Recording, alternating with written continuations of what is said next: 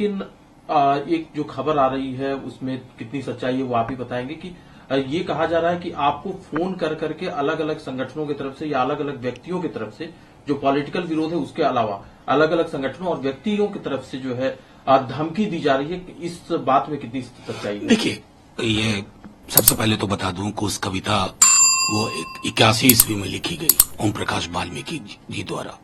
एक दलित बहुजन चिंतक थे। मैंने उस कविता को पढ़ने से पूर्व ही कहा कि इसका किसी जाति विशेष से नहीं है। मैंने कहा वो ठाकुर मेरे अंदर भी हो सकता है।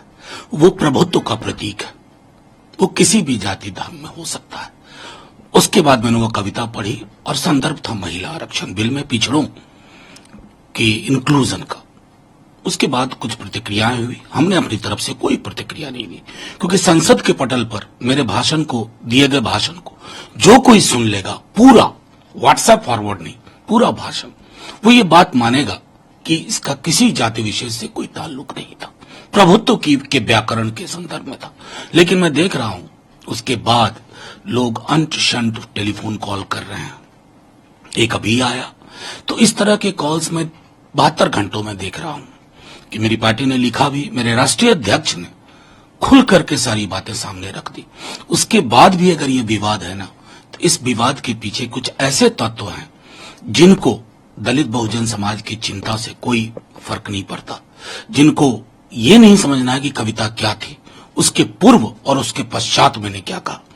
अब जाहिर तौर पर अगर समाज की ये स्थिति है तो मैं क्या कहूं। लेकिन सर, जो धमकी मिलने वाले क्या धमकी दे रहा है? अब वो इस तरह की अपशब्द, गला काट लूंगा, ये कर दूंगा, वो कर दूंगा, मैं उसमें जाना ही नहीं चाहता।